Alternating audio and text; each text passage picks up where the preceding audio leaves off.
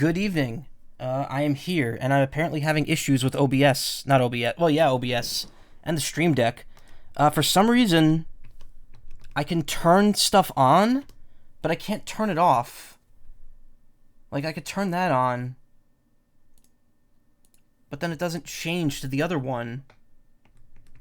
Okay.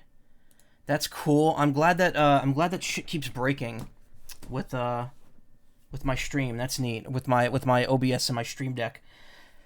Cool stuff. Cool stuff. Let me see if I could at least switch. Yeah, I can. I could do that. Okay, that's good. Mic. Check. Yep, that's good. Do I got sound effects? Alright, it's just for some reason... Okay, for some reason the GIFs. I could turn them on. I can't turn them off. Also, for some reason, loading the gamer burb now, like, overloads the encoding. And I don't know why. Yeah, the sound effect was low, because I have the volume low. Because, again, the volume's, like, not set evenly between applications. It's kind of just whatever. But yeah, I'm here.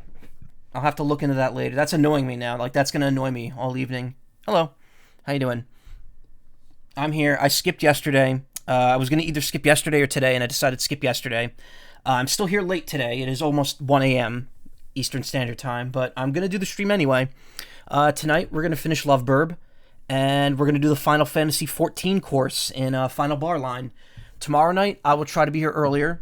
I will try to do another decent length Metroid Prime stream.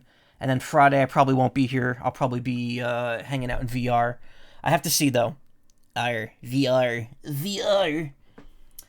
I'm feeling okay, health-wise. I should probably put more music on if I'm going to keep talking. Since we're doing Bravely Default music, why not? I've been thinking about Bravely a lot lately. Bravely Default and Bravely Second. I would love to stream those games, but they're like 40 hours each, and I'm not really in the mood to replay the first Bravely game. Bravely Second, I really like. I know a lot of people like Default more than Second. I think they're both great. I think they're great as a connecting game. And, yeah, maybe someday. I'd have to really get the 3DS emulation working right for that, though, because there's motion controls and camera-based stuff in it. So, yeah, not gonna happen. I remember trying the demo for Bravely Default 2 and being like, okay, this is alright. And apparently when it came out, everyone was like, it's not as good. It's more of a straightforward RPG. I don't want to spoil anything if you haven't played Default or Second, but those games get a little wacky. If you like the, I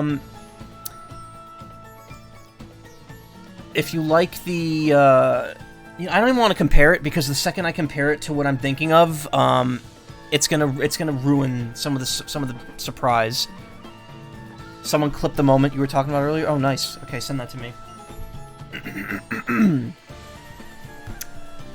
So I'm still feeling a little icky. Not sick, but my appetite's been a little weird since I got better, and also my sense of taste isn't back to normal.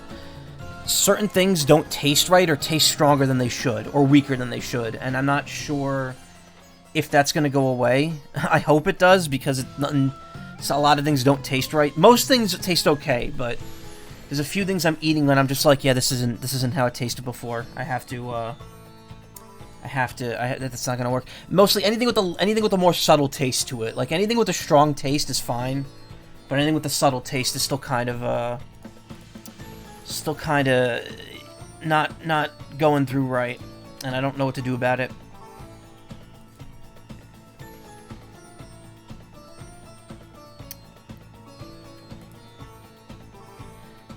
So, before I start, I have a couple interesting things I want to show off. Yesterday, so I don't know who knows about I don't know if anyone here knows the channel NintendoLife on YouTube and Twitter. They're part of like a conglomerate of like sites that focus on specific companies.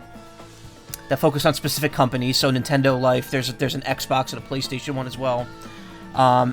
They just did a video the other day about games to get on the 3DS and Wii U eShop before they shut down. Because if you didn't know, they're shutting down very soon. I believe Monday of next week.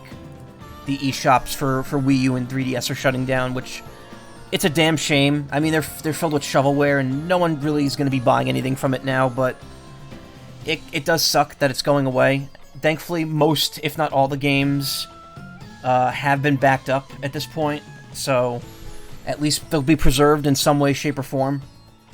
Thank you for sending me the clip, by the way. I will watch that. Just in case. So he's playing Pokemon. Oh, no. Okay. But yeah, they did a video on everything to do before the eShop shuts down.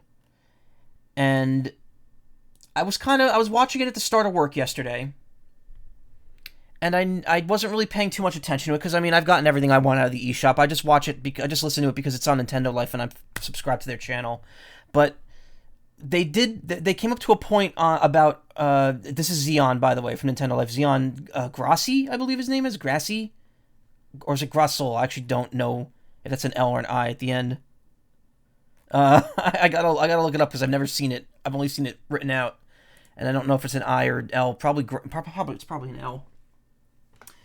But he mentioned a game for the 3DS called Rusty's Real Deal Baseball, which is a game I really liked. It's a kind of a meme game, because a lot of people joked about it back in the day, because it required, like, spending money in-game for stuff, and that's still when Nintendo didn't really do that. But something caught my ear about almost exactly 13 minutes in fact. Here, let me start at 12:40 here. Depending on what objects you give him and what you say to him, or if you manage to get a coupon from one of his kids, you'll actually be able to buy these mini games for less money. And when I'm talking about money, I mean real world money. You spend actual real world eShop credits on the mini games that you haggle with from Rusty. According to Chief Damon Gant over on Game FAQs, you could end up spending anywhere from $16 to $40 for all of Rusty's mini games, depending on your hag.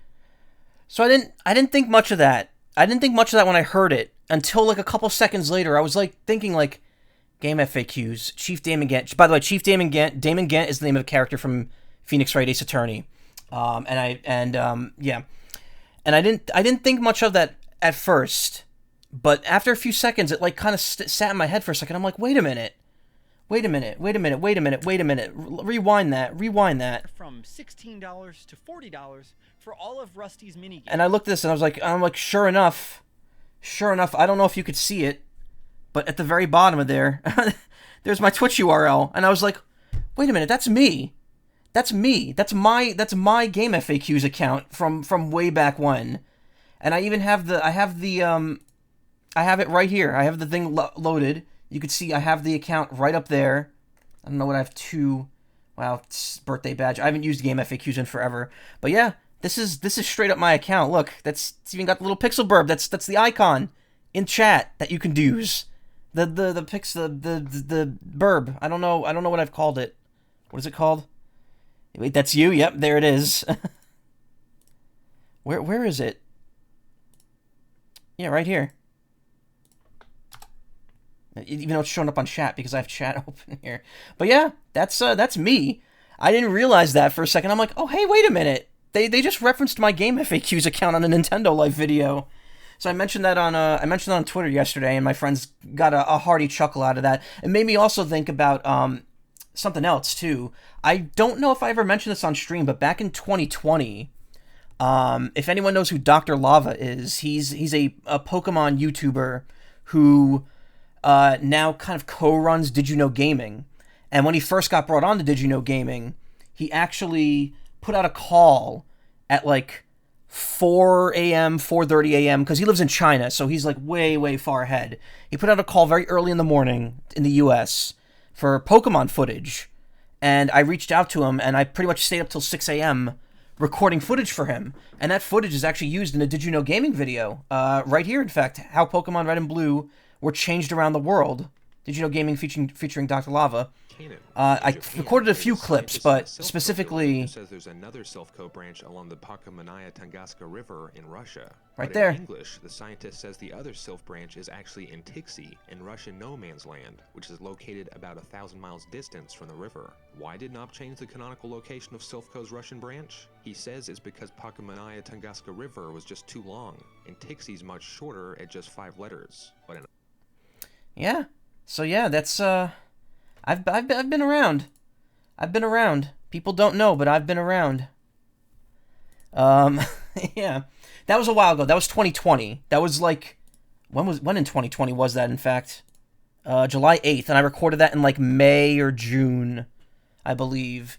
And again, it was 2020, so at the time, you know, it was right when the pandemic started, so we were just all like scattered and doing whatever. And I was just up. Well, I mean, I'm always up that late, but I decided to just, you know, record the footage. And there's some more footage I did in there too. I think the boyfriend and girlfriend in Fuchsia City, how the one person's in like front of Fuchsia City, and one's in Fuchsia City and one's in the Safari Zone. And I recorded footage of both of those characters, dialogue too, because I believe that's different in other languages as well. So yeah, it's pretty cool.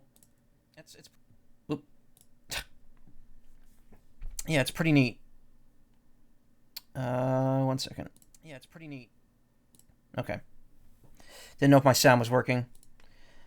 But yeah, that's kind of all I wanted to go over there. I figured it would be cool to bring that up now since it just happened again yesterday. Again, it's just a silly little thing. It's not a huge deal. Like Xeon found my old Game FAQs post and featured it in a NintendoLife video and cut it off right before my Twitch URL was fully visible. It is visible, not fully visible, but it's silly.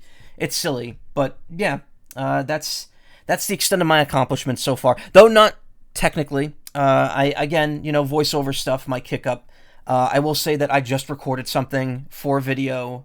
I don't know when it's coming out, but I did record something for a video. So I will probably show that off when it comes out, actually, because it's related to people I know and stuff like that. But yeah, I think I've stroked my own fragile ego enough right now. Let me set up Loveburb. We'll finish that, and then we'll move on to Final Bar Line.